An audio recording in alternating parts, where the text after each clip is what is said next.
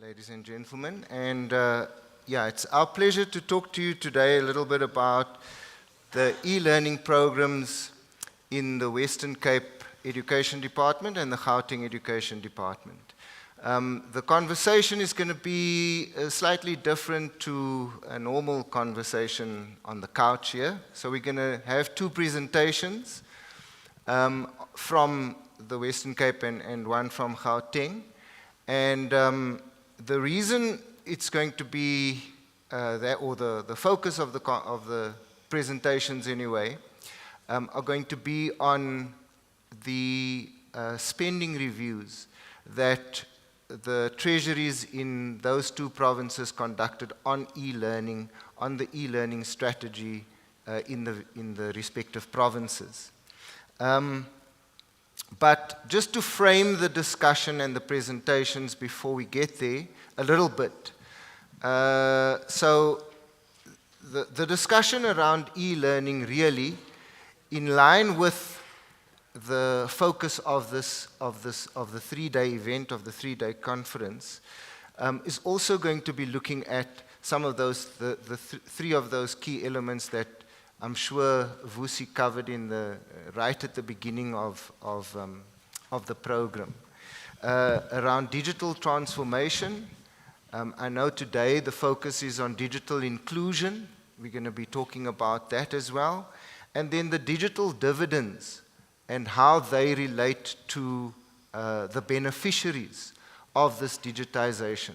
So to bring that into education or into the education space, which is where this discussion is located, it really is about bringing that digital transformation into education and how that impacts then on education and that process of education. Without losing sight of the fact that digitization must also continue to ensure that there's inclusion, or to put it slightly differently, that we don't leave others behind while we embark on this digital transformation journey. And that's a big concern, particularly in education, but in the public sector in general. It has been a theme that you've touched on already today. And then, as I said, the digital dividends here in this case that benefit the schools and the learners in particular because of the interaction with the digital world. So what is e-learning? Now, I can tell you that for many people, e-learning conjures up this idea of learners using tablets instead of books. And teachers sitting there with laptops, preparing their lessons that the learners will get on their tablets. And that is but one element of e-learning. E-learning is much broader than that. We'll hear some of the elements that in the two cases, what each province prioritizes within e-learning. But broadly, we talk about e-learning, it is that interaction with technology by teachers and learners in the learning and teaching process. Whatever that interaction, whatever is needed for that interaction and whatever that interaction involves, we then call that process e-learning. I mentioned just briefly at the beginning that the presentations will focus on spending reviews that were done by Western Cape Treasury and by Gauteng Treasury on the e-learning programs in those provinces. Now, typically, spending reviews look at cost effectiveness and spending efficiency of a program. And that is the lens through which the e-learning discussion will essentially be led. It will be led by this spending review lens that starts out with that as its focus. But in order to get to those efficiencies and to understand the effectiveness of the program, the spending review has to understand the program. And so I think Zanele is going to kick us kick off the presentation first. And both her and the other presentation by Shaheed will focus on the rationale for introducing e-learning in the respective provinces, the strategies that they employed, in particular what they spend their money on, and that will help us understand whether the rationale is being supported by the actual implementation strategy, and critically, whether there is this inclusion that we are so concerned about. With that, I think I'm going to hand over to Zanele. Zanele is a budget analyst at Gauteng Treasury, and as I said, she was part of the team that conducted the spending review on e-learning in Gauteng. Over to you, Zanele. Thank you very much, Spencer. Good afternoon, ladies and gentlemen. I'm Zanele Chauke from Gauteng Provincial Treasury under the Public Finance Unit. I'm not sure who's responsible for flighting my slides. All right, thank you. So what I'll be taking you through is the e-learning spending review that Gauteng Provincial Treasury, together in collaboration with GTech, conducted in the Gauteng province. So basically, I'll be taking you through the rationale behind e-learning, the spending trends, and how this whole program was implemented in the Gauteng province. So some of the problems that the e-learning in the Gauteng province is trying to address, number one, is the overcrowding and limited teacher capacity in classes, which is mainly driven by the provincial migration, as we may know that Gauteng is one of the biggest hubs in the province, and also to bridge the digital divide between learners in quintile 4 schools to those in quintile 1 to 3 schools. Additionally, to equip teachers in the use of technology for them to be able to deliver the e-learning. And lastly, to prepare our youth for the 4th industrial revolution, given the evolving work landscape where they are required to be technology literate. So in the Gauteng province, the e-learning is guided by these 7 pillars, as you can see. First, we need to transform classrooms into smart classrooms. We need to provide teachers and learners with devices, which is your teacher laptops and learner devices, and also to equip classrooms with your LED boards. Ensure that the schools and learners are connected to the internet. The development of the e-content in line with the curriculum that the department is using. Professional development that talks to the training of teachers in the use of technology in line with e-learning. The provision of security to minimize losses. You know, this digital, these gadgets get lost, so we need security to actually cover for that, and also to monitor the outcomes and impact of the program in the province. So in the Gauteng province, e-learning started as a pilot of 7 schools covering about 100 classrooms, and then what followed from there was phase 2 to phase 6, which focused on grades 10 up until grade 12 in township areas. And lastly, the last phase, which has been completed as well, which is phase 7, was basically the development of content that allows your learners to bring their own devices and connect to the GDE online to access the learning content at school. So moving right along, the Gauteng province, in terms of deployment, it has 3 deployment strategies that it uses. Firstly is the full ICT deployment. This one is where the entire school, in the entire school, all classrooms are equipped or fitted with your LED boards. All learners have your learner devices. The teachers have your teacher laptops. And there is partial ICT where it's a phased implementation. Some grades in the school are fitted with your LED boards, but first they must be transformed such that you are able to fit the LED boards into classrooms, provide learners, not all learners in a school, but in specific grades, with devices. And this also talks to your bring your own device deployment in the province. So, moving right along, what we found is that before a school could receive any of the deployment packages, they need to be connected to your network infrastructure. So from what you can see, what we found is that schools in your urbanized areas have access to your wide area network, which is deployed by the Gauteng broadband network. And they also use the APN to connect these schools in urbanized areas. So what you see here is that you might find that GDE finds it a bit easier to connect these schools first to the e-learning or to deploy first to these schools.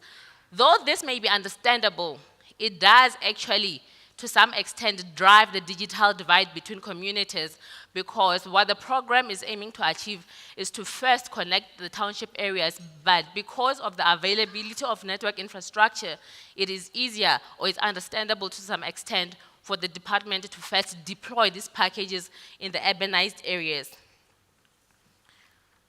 So in the Gauteng province, we found that, we have about 100 full ICT schools and 483 partial ICT schools that are there. This is inclusive, the partial ICT is inclusive of the bring your own devices. So this actually is good progress, given that this is quarter of the schools that we have in the province. So looking at the smiled classrooms by quintile, in our analysis, we found that schools in quintile 4 actually have the highest rate of smart classrooms.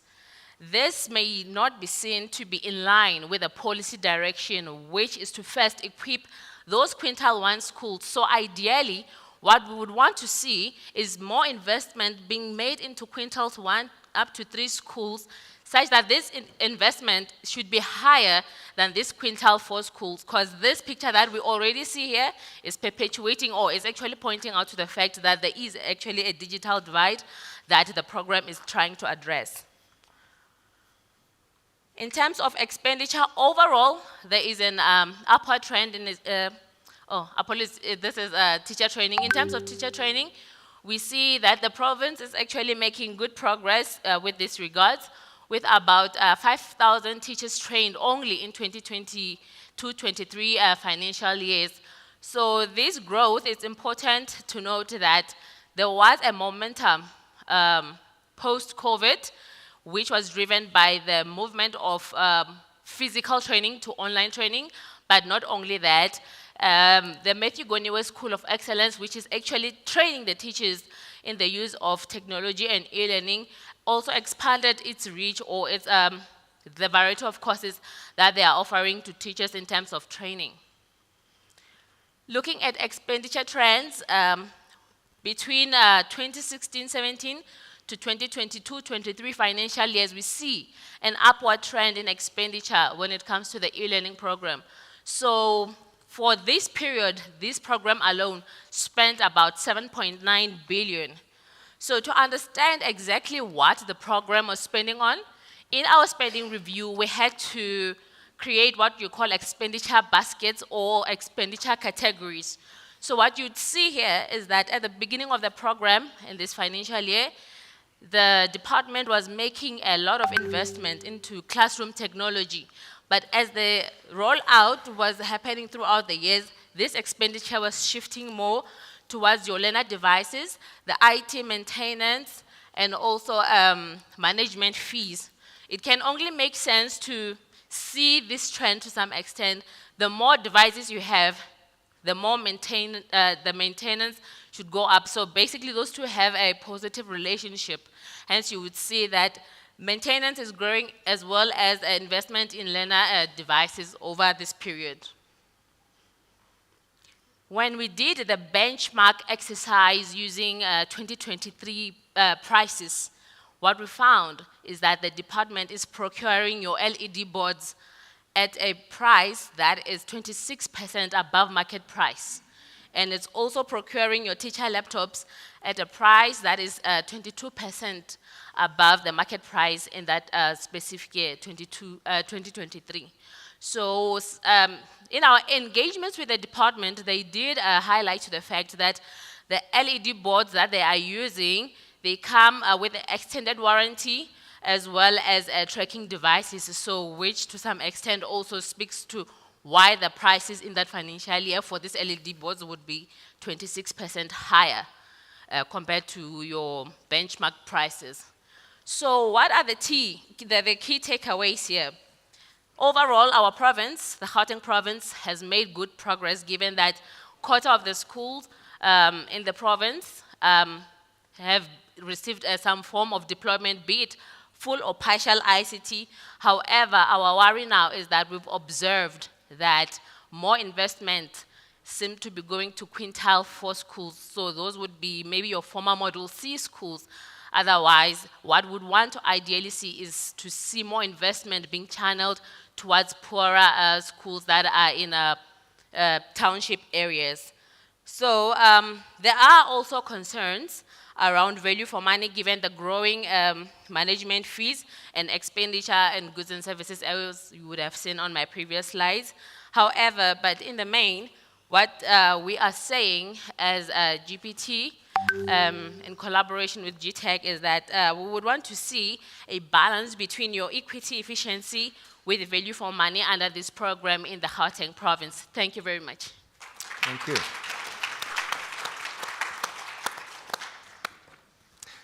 Thank you, Zanele. Thanks, and you've covered some critical points there for us to consider. We'll pick up on some of them in a bit. We're just going to try and connect to Shaheed Arnold. He's the other presenter. He's from the Western Cape Treasury, and he's online. So I'm hoping that I think his presentation is up on the screen now. And then I'll have some more questions for the panel when he's done. Shaheed, are you ready to go? Hi, good afternoon, everybody. I trust I'm audible and Yes, you the are. presentation is flighted. Yes, you are. You're ready to go. Okay, thank you, Spencer. So yeah, like we have been tasked to obviously present on the spending review that we've conducted on e-learning. Just before I go into the presentation, I just want to take this moment to say that we obviously conducted the spending review in the 22-23 financial year, and it covered the assessment period 2016-17 up until 21-22. Based on that context, I suppose it's safe to say that we can probably go into the slide deck now. If we can move along to the next slide, thanks.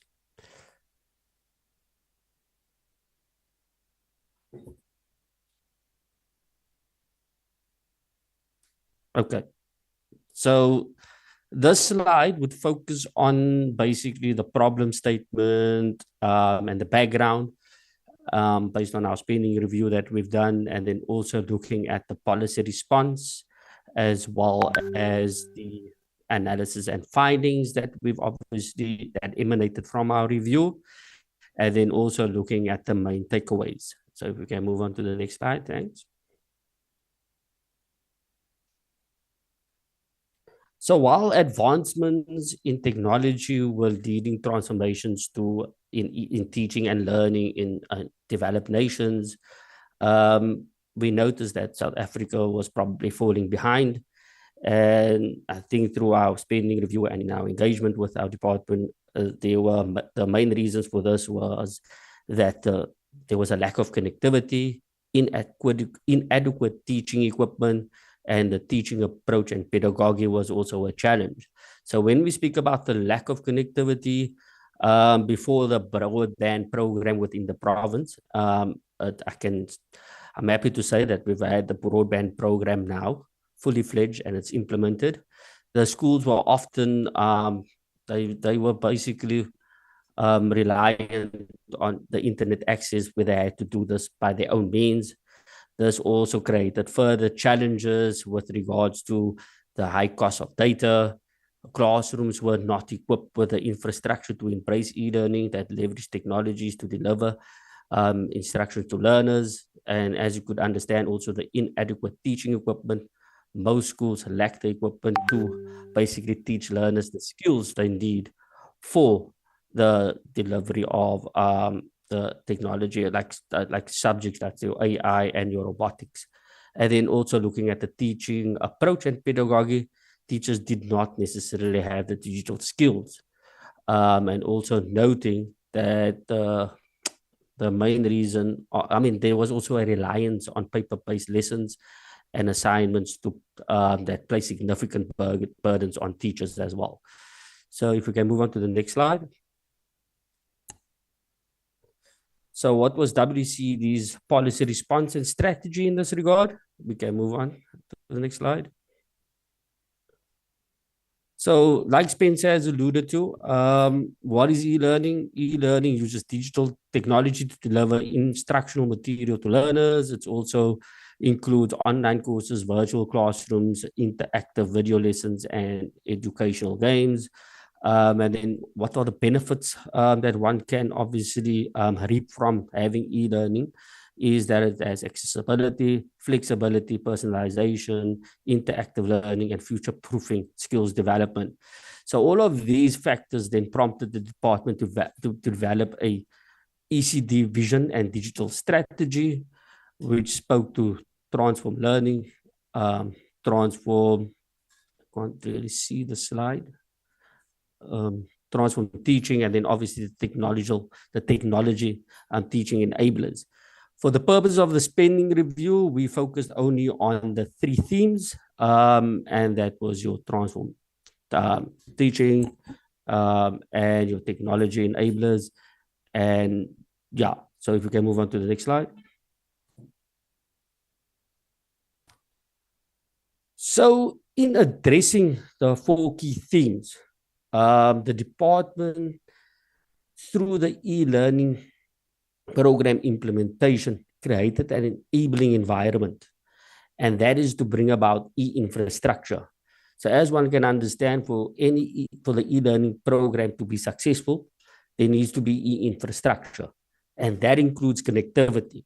So that would be your broadband, and it will also be your LAN activation, your local area network activation.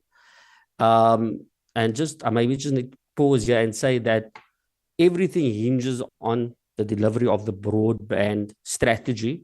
Since this strategy, since the e-learning, basically, since this strategy brings the broadband to the schools to facilitate the LAN activation. And then you obviously have e-technology, which I think Gauteng has also alluded to, is you're having your smart classrooms and the teachers to be equipped to be able to deliver on that. And then we also look at the digital resourcing, and that is to enable interactive learning and effective learning through this particular process. And then very importantly is looking at the e-learning capacity building part of it as well, where this obviously creates the capacity within the teachers to deepen their teaching practices and methodologies through this particular program. So if we can move on along to the next slide. And then we will focus now on the analysis and the findings. Basically, I think what is important to note here, that the broadband activation has reached 84% of our schools. Yes, we have picked up that the broadband activation has been the lowest in the quintile 1 schools, and I think we've now learned what that means in terms of based on the presentation from Gauteng. So, however, despite the lower broadband, the WCD has made concerted efforts in ensuring that the LAN is activated at those broadband-enabled schools. So I think I also need to make the point that the broadband is essentially the responsibility of the Department of the Premier.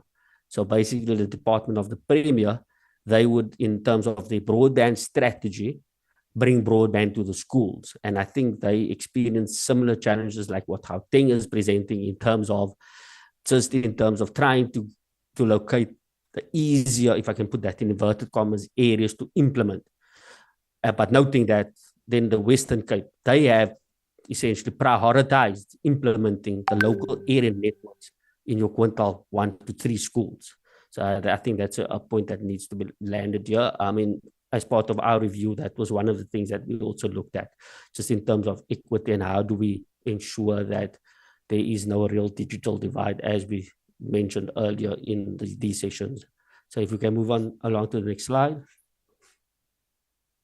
Then we've got the broadband activation by quintile. Like I've mentioned, there is obviously 84% that has been activated at these schools, and LAN has obviously been prioritized at your quintile 1 to 3 schools. Then moving on to the next slide. And then this slide just merely depicts that the LAN activation that has been done by WCD, remembering, is to bring the connectivity to the school, the internet connectivity. The targets that they put forward for the period that we've reviewed from 26, in fact, we were privileged enough to actually get the data on 2015-16 as well, noting that was the inception year. But other than that, that was the only year that they never met the target. But you can see from the rest of the graph that the department has not only met their targets, but they've actually exceeded their targets when it came to the LAN activation. We can move along to the next slide. And then, yeah, with the smart schools again, the smart classrooms, the targets, as you can see from the graph, they've exceeded it in implementing the e-technology strategy. I mean, in implementing the e-infrastructure part of the e-learning program.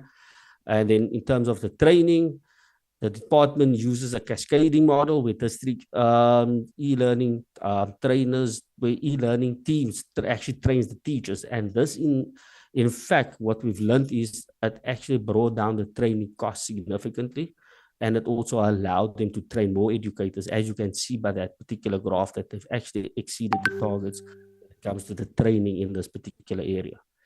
So if we can move along to the next slide. And then just in terms of the spending trends on e-learning, for the period 2016-17 up until 21-22, the department has invested approximately 1.9 billion on e-learning. I think what is just something that I just quickly need to flag in the interest of time, as I can see, we are already at 3 minutes to 3, just to note that the spending is declining, but this is obviously an indication that the LAN activation implementation is getting to a point of saturation. Noting, however, there was a bit of a decline in the spending in 2020, 21, as we all we would be quite aware that that was at the time of the COVID-19 pandemic. So my next slide, please. And then in terms of the expenditure categories, similarly to what the Gauteng province alluded to, we had expenditure buckets, and we identified that out of the total spending of 1.8 billion, 86% or 1.62 billion goes towards the e-infrastructure, which would make sense because that speaks to the LAN activation and obviously digitizing classrooms. And then 7% goes to e-content. And then for capacity building, we actually found that represented 2% of the total spending, noting that, as I mentioned before, that this training cost through efficiency was low as a result of the district teams, e-learning teams that assisted with the training and obviously kept costs low in that regard. So if we can move on to the next slide, thanks. And then I think similar to what the Gauteng has also alluded to, when we looked at the management fees, we noted that, or at least the management fees and maintenance spend, we can see that for management fees, there seems to be an increase in the spending, and overall that makes about a 48% average increase. And then also noting that maintenance increases towards the latter, well, towards the 2021 and 21-22 financial year. But again, this would obviously make sense in the sense that the infrastructure, LAN, now is probably getting to a point where it's aging and there would be a significant increase in maintenance costs. These are one of the findings that we also put forward to the department, and in terms of how we also indicated that, recommended that these are costs that they'll probably have to manage and contain further. Noting similarly with management fees, we all know that the management fees speaks to the implementer in terms of managing the rollout of the e-learning program. So one of the recommendations was to obviously look at the procurement strategies and seeing how best we can negotiate and bring down these costs. So if we move along to the next slide. And then this particular slide is just us being in a position to determine the unit cost. And the way, I mean, we commended the department in terms of how they've actually captured the expenditure on the basic accounting system, allowing us to actually sort of isolate what was the land spending. And that in itself, if you bring in the performance information, you merge that data, you actually get into a position where you can come up with a unit cost, which gave us the opportunity to look at what the department would need in the future in terms of funding, considering there's some schools that are still outstanding with, I mean, there's schools that has not been given broadband yet. And similarly, some of the schools also, there's a land activation that's still needed. So we're looking at around 912 million plus 569 million forecasting to fully implement land. Noting this was at the time that we've done the spending review, which was in 2020 through up until 21-22's information. So if we can move along to the next slide, and I think the last slide would speak to the main takeaways. Yeah. And then basically the headway, headway was made with regards to the implementation of broadband, 84% of that. And then also the fact that the forecasting for implementing land and broadband, that would cost the department another 112 million and 569 million. Thank you. All right, thanks, Shaheed. Thank you very much. Yeah, so those were the two spending reviews that looked at this e-learning programs in the two provinces. I just want to follow up on one or two issues with Nicolette and Zanele, Shaheed also back in the studio there in Cape Town.